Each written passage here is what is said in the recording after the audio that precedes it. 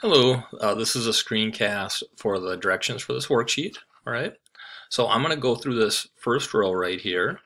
So when you open up your sheet, there will be a link to this screencast for you to watch. So it's going to be somewhere up there. Um, Obviously, you've clicked on it if you're watching this, and then this row will be filled in, and then you'll have to fill in the other 10 rows of molecules. All right. So we're going to use two different applications to fill this out. For the electron dot diagram, we need to be able to draw those out and then take a screenshot of that. And then we're also going to use a simulator to build a three-dimensional model and then take a photo of that. And then we just want to type in the name of the VSEPR shape. All right. So for the electron dot diagram, you can use any drawing application. I'm going to use Jamboard for this explanation, so I'm just going to open up a new page for that.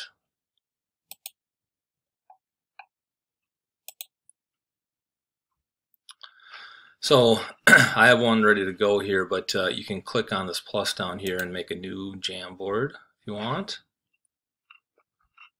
Okay, and then you want to click on this pen to draw this out, and you can change the size of the pen and you can change different colors. I'm just going to keep it very simple here, okay? So in that first row, I had CBR4. Okay, so that's the dot structure that I want to show. I'm going to clear that out, rewrite that. So CBR4. Okay, so it's a little sloppy, but you get the idea. All right, now we want to start with the electron count. So carbon is in the group that gives us 4 valence electrons. Bromine, that's one of the halogens, so each halogen gives us 7 valence electrons, but there's 4 of these bromines in the formula, so we're going to multiply that by 4.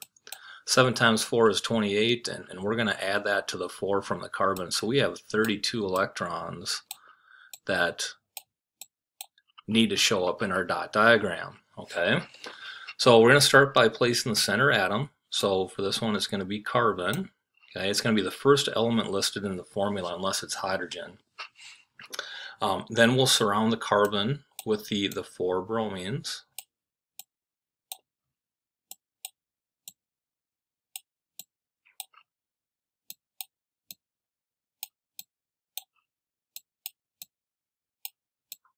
Like so, just all 4 sides. And then we want to start with a single bond between the carbon and each bromine. Okay. And then we want all these atoms to have the octet rule, so the only exception to that is hydrogen. So all these other atoms, they're going to need 8. So we're going to start with the outer atoms and give them the octet rule. They get 2 from the shared pair of electrons already, so that means on the 3 open sides for each bromine, we're going to put a pair of electrons, a lone pair of electrons. So then once I'm done here, each bromine is going to have 8 valence electrons.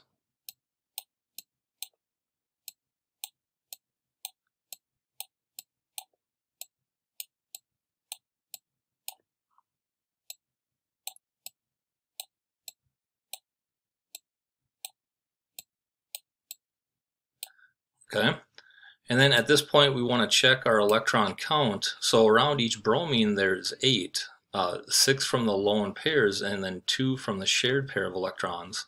So that's 8, 16, 24, 32. That's all of our electrons, so we've used all those up. Then we want to check the center atom to make sure it has the octet rule. So carbon has 2 from each of these shared pairs, so it's got 2, 4, 6, 8, so it has the octet rule too. So that one's all done. Okay. All right, so now what we want to do, once we get a good dot structure, now we want to take a screenshot of this. And for a screenshot, we want to go Command-Shift-4. Take a screenshot of that. Make sure we get the whole thing. And then here's our dot diagram. Now we want to drag that into this space in our table. Okay. And just so it doesn't get, the table doesn't get too big, we can shrink it down a little bit. Okay, as long as we can still see what's going on, we're good. All right. All right, so that's the dot diagram. Now for the simulator, here's a link for the molecule simulator. So we want to click on that, open that up. This brings us to our PhET simulator page. And we just want to click on the play button right here. When that opens up, we have a choice between model and real molecules, and we'll just go with the model. Okay. And now we have our simulator to work with. Okay.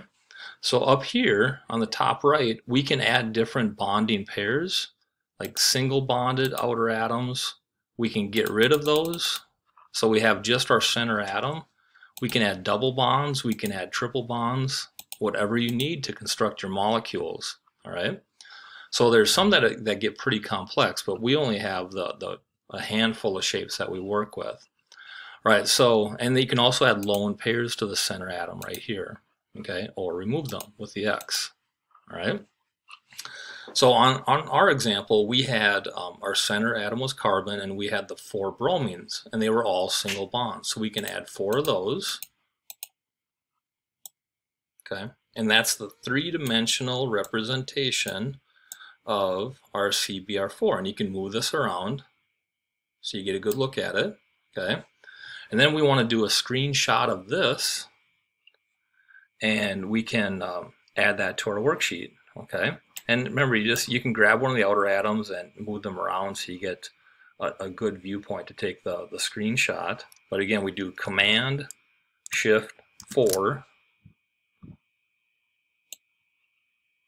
We get our screenshot, and then we want to drag and drop that into our worksheet.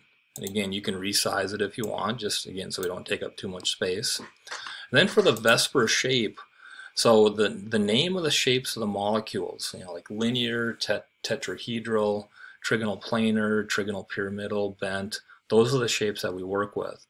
So what I would do is I would look at the electron dot diagram and see, well, how many bonds are on the center atom and how many lone pairs are on the center atom. In this case, we have 4 bonds, 0 lone pairs.